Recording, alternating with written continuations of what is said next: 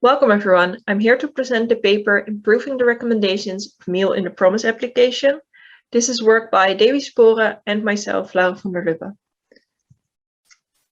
The Promise diet trial is part of the Promise project, which is a European project toward healthy nutrition for healthy aging.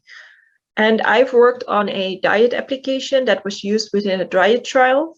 The goal in that trial was to get older adults to a higher protein intake, and our application was meant as a useful tool for participants within this trial. The app was meant as a way to keep track of their diet, so they could input whatever they had eaten or the number of points that was worth, because we worked with points instead of proteins, like exact amounts. And then the app would be a way of tracking how much they were on track with their goals for the day and for their each specific moment. One of the features of this application was that users could put in all the products that they were eating for a specific moment, and then it would calculate the protein value of that meal. And it could also help them with finding some other products that could replace products and keep the same amount of protein. So in previous work, we did a study with this application for 6 months with 36 participants, and we studied the adherence of participants, their change in protein intake, their diet experience, the experience of the technology, and their knowledge on protein, and we compared them with participants without a tablet.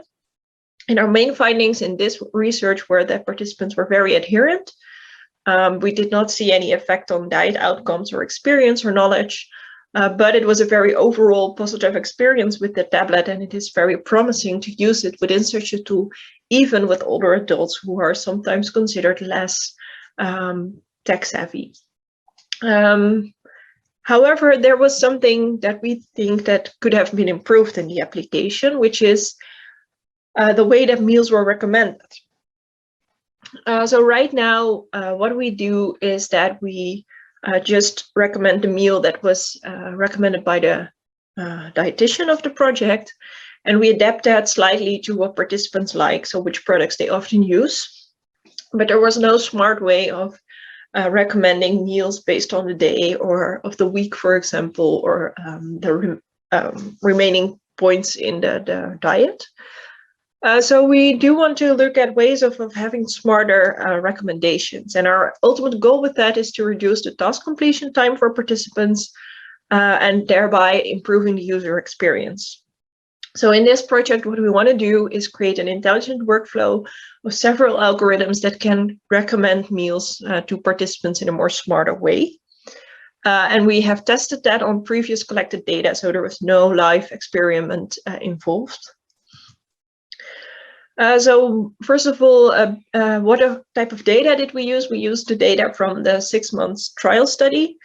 So there we have data on what products participants put in the tablet, what kind of activity they had, and also the proteins per day of the days that they tracked on their tablet.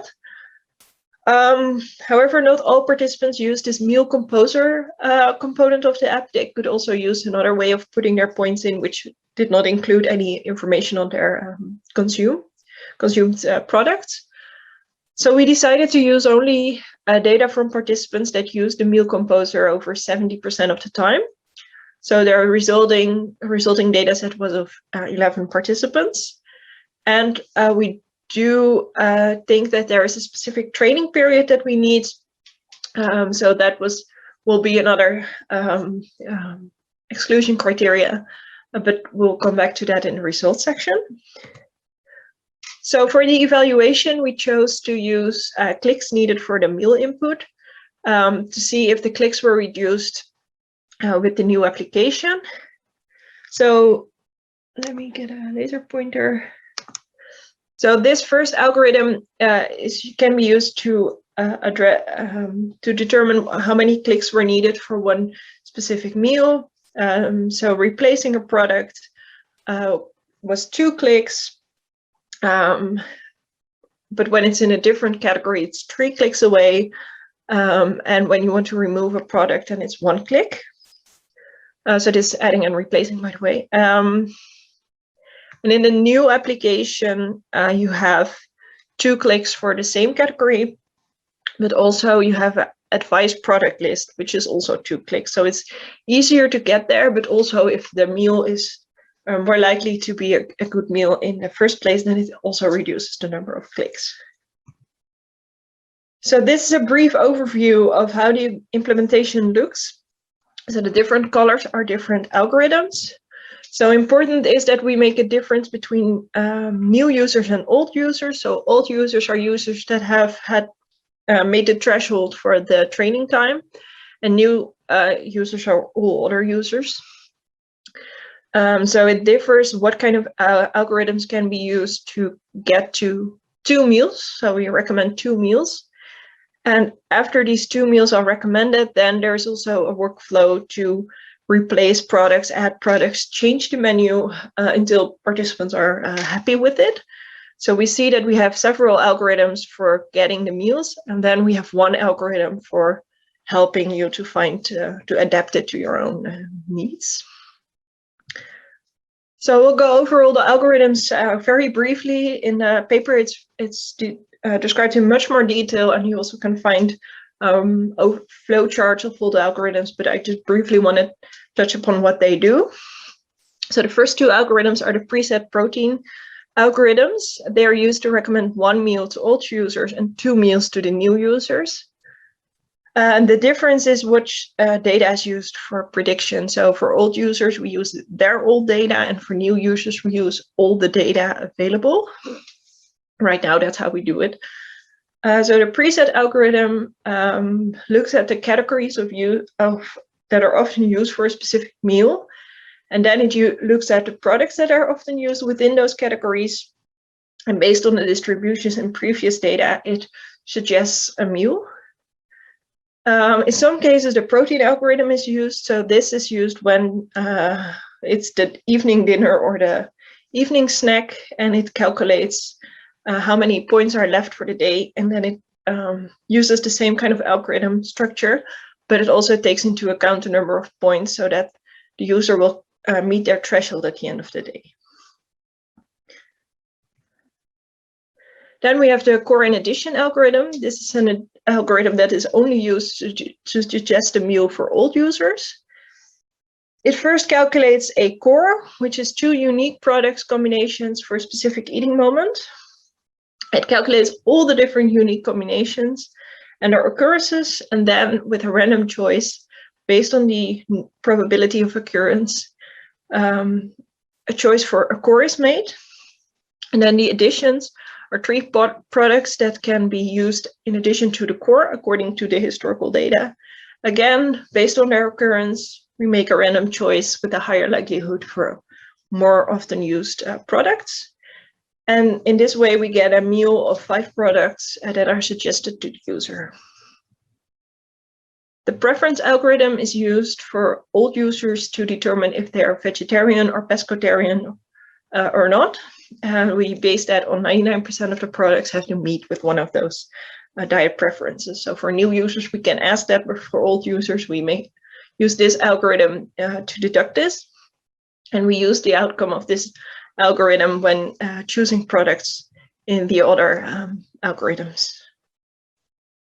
So once the 2 meals are suggested, we have one more algorithm that can help you with finding the right products to adapt your own meal. So when choosing an additional product for a meal, the association rule learning algorithm suggests 5 products that have a high likelihood of appearing together with the already suggested products. And this can make it easier for you to find the right products that you want to add. So when looking at the results, as I said, first of all, we looked at the training data period. So what we did is that we used a preset algorithm to do this. And we looked at how long it takes to find all the presets. And for all these are all the big meals, so lunch, evening, dinner, and breakfast. And what we see is that around 10 weeks for all of the meals, 80% of the presets are found. So because this is a really clear threshold moment, we decided that 10 weeks was the cutoff. So the resulting data was of 7 participants who had at least 10 weeks of data, so that we could at least complete the training period. So then we calculated the number of clicks for the old application, the new application with only the 2 new constructed meals, and a new application where the old recommendation and the new recommended meals were added. And we see that for all meals, the number of clicks reduced, except for the evening snack. There, it's the only where it goes a bit up. And also, if you look at general, it goes down. Not all the changes are significant. So here you can see the new compared to the old, and then the p-values. We see that the algorithm with the 3 meals performs better. This can be explained by just saying that the more meals there are, the higher chance it is that one of the meals actually meets the user's meal. So yeah, but it's not considered very user-friendly to have so many meals. So even the one with the 2 performs better, only not significantly, only on the 2 meals, whereas the 3 meals application performs better on 4 meals. So in conclusion, the algorithms work together successfully to reduce the number of clicks. Our conclusions are only based on historical data, so we should really test with live data to see how it really works, and also to incorporate other measures of completion time, like scrolling, or just how complex it is for users to use the application. But I think it's really promising that this workflow can really help participants, but it's also a workflow that is still explainable to users or to other colleagues to explain why certain choices are made. So I think it's a very promising tool within this setting to use, and hopefully one day we can use it in a live experiment, but unfortunately that wasn't possible right now.